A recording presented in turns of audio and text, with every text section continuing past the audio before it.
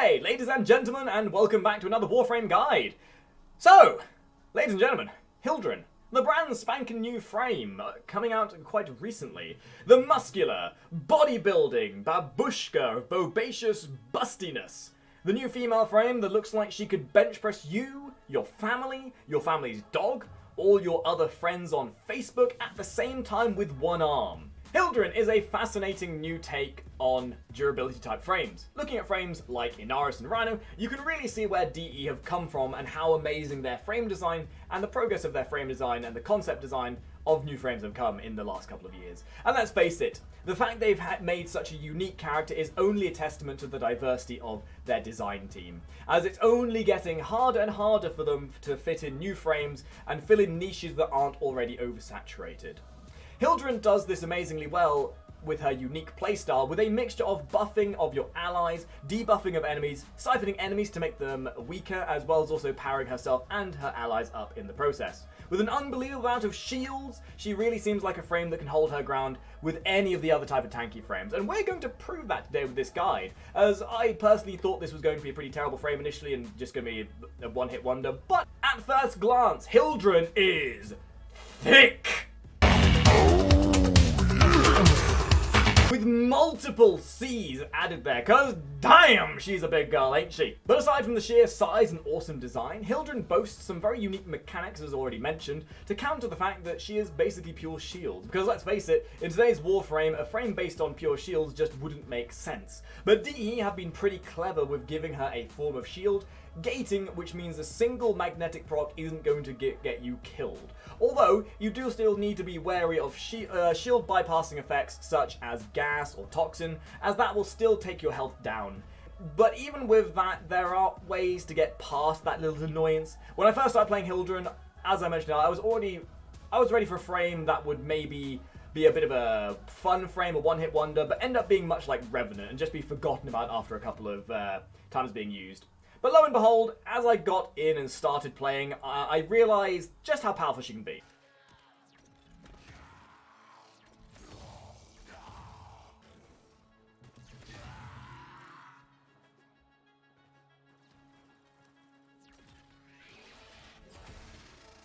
We tested builds and arcanes and realized Hildryn brings usefulness from modding and arcanes that would otherwise never have been seen from any other frame until now.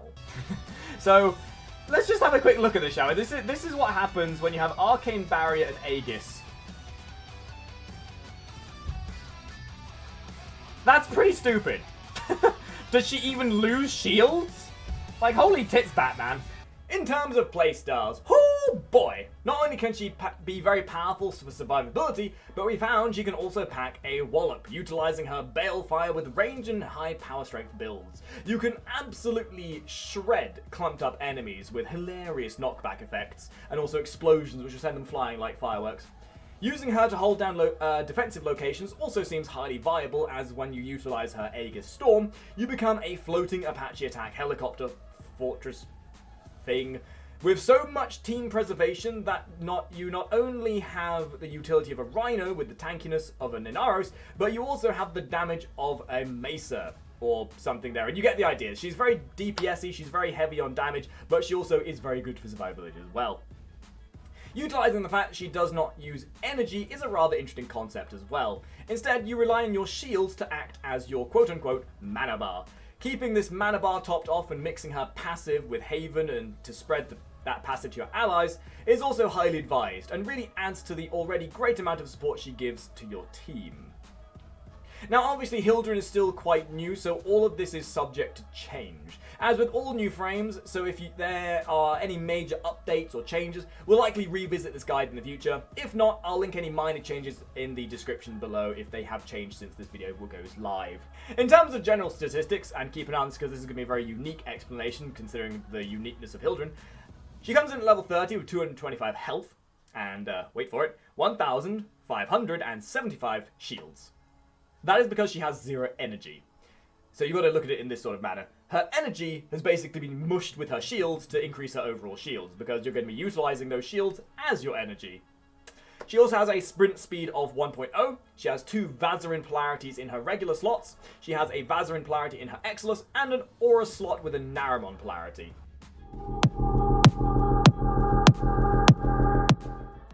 Now we're going to take a look at the abilities of Hildryn, starting with her passive. And oh boy, this is a big one. This is probably one of the more in-depth passives in the game.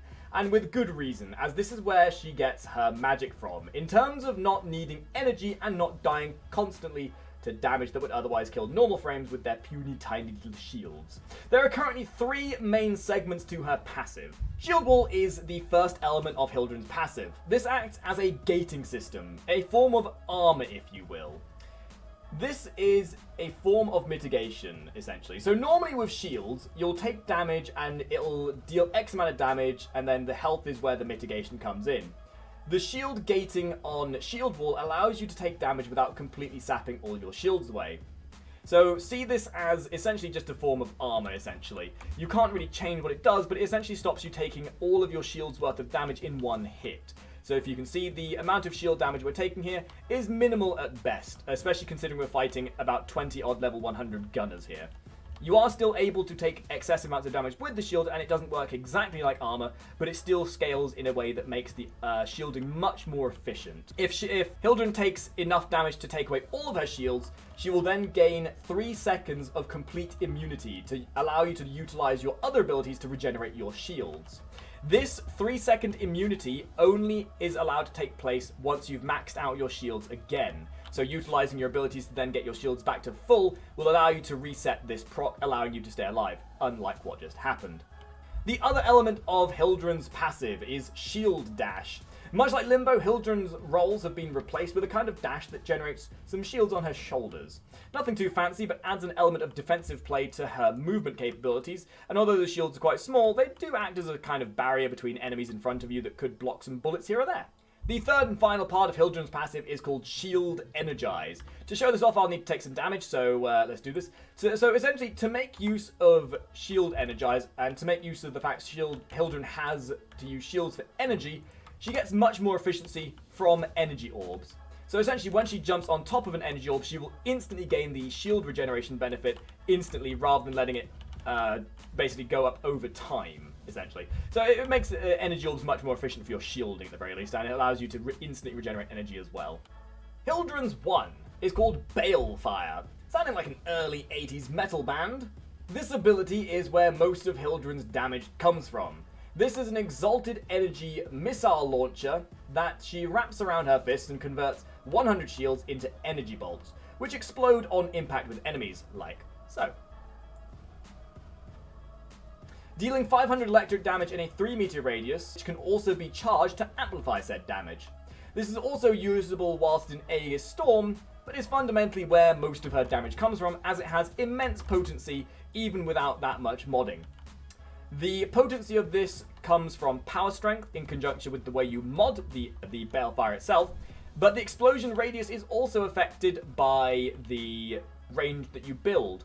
And if you build for efficiency, the cost of it will then also go down as well. Shield Pillage is Hildryn's 2, probably the most vital of her abilities. This ability allows Hildryn to regenerate her shields by emitting a large pulse from her position in an 8-meter radius, and then which follows her for a while active over the duration of 2 seconds. Enemies will have their armor and shields reduced by 25%, and allies affected will have all status effects removed. When the aura wears off, the aura retracts, restoring missing shields and producing an overshield based on the amount of armor and shields pillaged from enemies. I mean, is Hildryn even killable with this? I mean, really? Also, something of note, if an enemy doesn't have shields or armor, then it won't generate a benefit for you. I mean, it hasn't pillaged anything after all, so this might not be as potent versus infected, as there aren't as many enemies that you'd be able to generate that buff from. Something to note with all of these abilities from Hildryn is that efficiency in general is going to affect the shield cost of each of these abilities. So whereas efficiency would normally reduce the cost of the energy requirement, instead it's going to reduce the cost of the shield requirement. The pulse radius is affected by ability range, so allowing for more range will cause the radius of this to expand out further. The expansion duration is affected by ability duration, and the shield and armor drain per enemy is affected by ability strength. Haven is Hildryn's 3. This is like the third, fifth time I've tried to record this section now. This is your team-friendly ability, although not so friendly on the eyes, as this can cause your screen to get very busy very quickly. Hildryn will link herself to nearby allies and enemies that are within 15 meters and drain 5 shield points per second. For every ally linked, and 25 shields for every enemy linked. Allies linked get their shield maximum increased by 500% and shield recharge rate by 80%, as well as also gaining the invulnerability passive when all shields are lost that Hildryn naturally has as well, but it only lasts for whilst they're linked. Enemies linked receive 200 radiation damage per second. Small enemies are subsequently staggered, with a small chance to be additionally staggered on each tick of damage. This won't ever deal a huge amount of damage, but over the course of a fight can be quite useful, and the potency of this is also affected by power strength. So against weaker enemies and lower level missions with a little bit of power strength, this could be quite nice. The link radius is affected by ability range. The shield capacity bonus and damage as mentioned to enemies is affected by ability strength. The shield recharge rate is affected by ability duration. So having a bit more duration can definitely help the recharge rate of your allies. Hildryn's ultimate is called Aegis Storm. We did it, ladies and gentlemen. We became an Apache attack helicopter like we've always wanted to be. When activated, Hildryn will ascend into the sky using those shoulder shield thingies that she has, and will start draining her shields while activated, like a channeled ability. Basically, you turn into a slower version of Iron Man and become a floating bastille of power and destruction while active. While active, you generate an aura with a reach of 10 meters. Within the aura, enemies will get suspended in the air and take a small amount of damage over time, and will have a heightened chance of dropping energy orbs when they die. The higher you go, and the smaller you make the area of effect, the more damage it will deal. So the higher you go, the more damage you deal. The lower you go, the more crowd control you get. So very useful for that element of CC to keep things under control. Much like enemies getting captured by synthesis capture thingy mobs that Simiris gives you, these enemies will be suspended until they either die or until you run out of shielding and are unable to channel your 4 anymore. With your 4 active, you are able to still activate your Balefire, allowing you to rain Hellfire down on your enemies. Even though the visual gives you an extra gun, it does not deal bonus damage, however. It is still based on the same sort of damage you would generate whilst having your Balefire active under any other circumstance. You are also still able to activate your 3 in this stance as well, allowing you to buff your allies and then deal the debuff to the enemy as well. So in conjunction, you want to make sure you manage your shield with this, as having all of these abilities active at the same time will drain your shields like absolute billio. So be very careful with shield consumption, deal damage as and when, and use it for crowd control should you so wish. And let's finally take a look at these builds. So, some things you'll notice with all these builds, they all rely on modding for shielding. Some don't need quite as much modding for shielding, but you'll see the general trend of shields being on all these, and it's the only frame so far where having redirection and things of that nature actually makes much of a difference. As your energy is going to be based on how much shields you have, having at least redirection on there is going to be almost fundamentally mandatory with almost most builds. But please take in mind, with all of these builds, use your personal preference. Anything I'm showing you here is just what I have found worked, and is what works for me.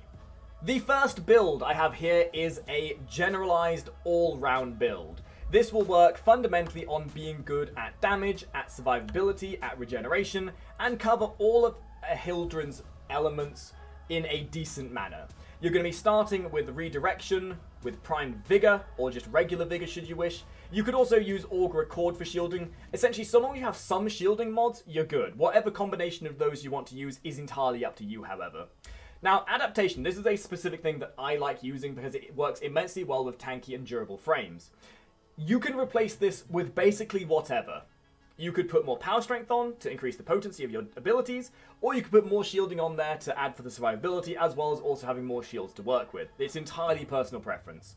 At that stage, with this general all-round build, we got some power strength from Power Drift. This could be swapped out for Cutting Drift should you wish if you want a bit more range. We have Intensify for that extra damage on your Balefire, as well as also helping deal more damage with your 4 and the ticks of damage you get from your 3. You have Augur Reach and Stretch, which I feel is more than enough range to make use of the explosive radius of your Balefire, as well as also allowing your aura from your 4 to hit a much wider area. Streamline is really the only efficiency mod you're going to need on most of these builds, and if you do feel like being a bit more efficient, you can still put on fleeting expertise as well, as minus duration doesn't tremendously affect any of your abilities too drastically. In fact, having minus duration can allow you to spam your 2 more efficiently as well, and some of these builds actually work with that as well, especially if you're going for raw damage. The second build is much more of a focus towards damage. We've taken away the duration, we've even added on some minus duration, as we mentioned previously, to make use of your shield pillage. This allows you to use it, it expands out in a much less amount of time, and then retracts much quicker. So you get that instant shield generation. We've also sacrificed some shields, but because we're able to use our 2 much more efficiently and quickly, we then are able to keep our shields topped off. You are a little bit more susceptible to damage in this, as you are then lacking all that shield, but with the extra power strength from August Secrets, with the addition of Transient Fortitude and Power Drift, all this power strength is going to equate to a much stronger Balefire, as well as stronger ticks on your 3, as well as a much more diminished shield and armor on your 2.